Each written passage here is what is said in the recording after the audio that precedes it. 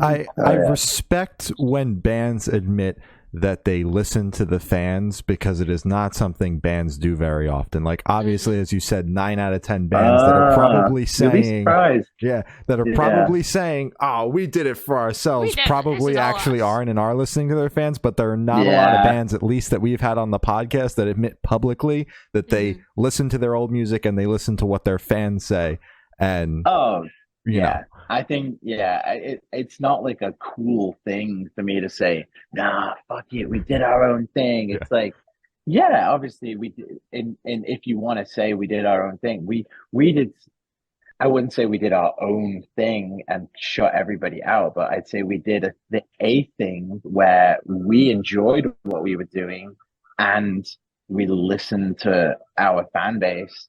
I think that's probably the best way to describe it. We created music that we loved, but taking into account so much what the people who keep this band alive, the fan base, what they were saying to us. So, it's we can't please everybody. We could put this record out and there could still be a bunch of people online who hate it and say this, that, whatever about it. And cool, I'll take that into account the next time.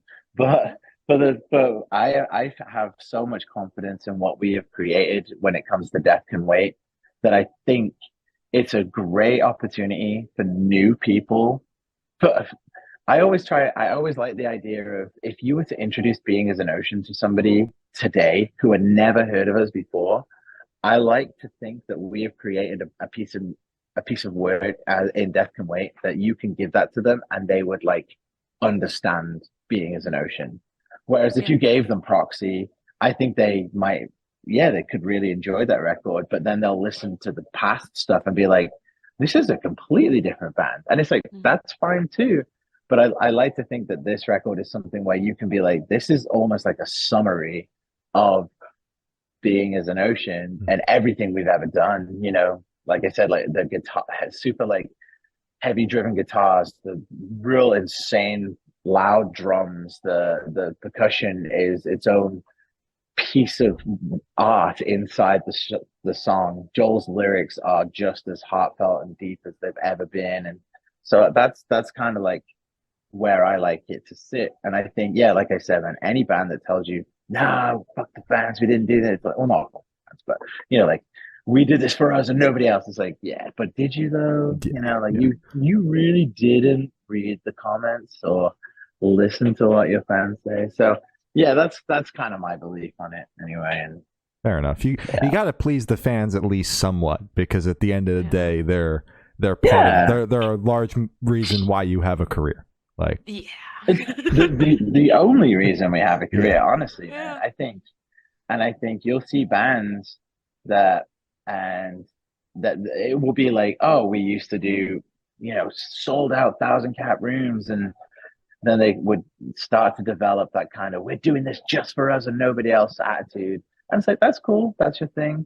And then, years go by and you see, yeah, the rooms are getting slightly smaller, the crowd base is slowly kind of not turning on them, but kind of being like, well, we stuck with you as long as we could, and now we're just kind of not really digging it. And Mhm. that just happens to be what it is sometimes, I think. And like, I no, absolutely no disrespect to everyone. I think anyone who is, has the drive and determination enough to create any kind of art, whether it's, any piece of music, anything at all, I have so much respect for, because it's not easy. It's absolutely not easy. And yeah, there are people that you do need to please, um, which is, that just happens to be what it is. But you got to stay true to yourself and stay true to what you fell in love with when you first picked up an instrument or first sang along to a song in the car or the shower or something. You have to stay true to that kid that you were. And that's what me and Joel definitely tried to do with Death and Wait. But at the same time, yeah, just those people who keep us being able to say we have a career in music, albeit a full-time career in music, which is the best feeling on earth. Yeah. There's so much with that. Um, that why would we not respect their opinion? Why would we not, give them something that they, like I said originally, like that they initially fell in love with when they first heard us. So I think that's super important. So, and all feedback is so important to any musician, any type of business. Definitely. You leave an awful review in a restaurant. That restaurant are not going to reply and be like, "Well, fuck you. Sorry you didn't like it." They're going to be like, "Hey, yeah, we're sorry. Like we appreciate your opinion and we'll do better next time." And Mhm. it's not the same in music. It's not like, "Oh, sorry you didn't like our album. We'll try and write something better." It's like, okay, I appreciate what you're saying and I'm listening to what you're saying, and that absolutely is in the consideration book now when it comes to writing new stuff, because Mhm. it has to be, because you are the people that keep this band on the road. It keeps us busy, it keeps us being able to do what we love to do. Yeah, as a career, there's no shame in saying that it is an amazing career, and it's been so wonderful for the last 10 years and for however many more. And yeah, so I would absolutely, hands down, give our fan base what they want any day of the week. Hell yeah. Mhm. I fucking love So, that. Let's go. Heck yeah. hell yeah.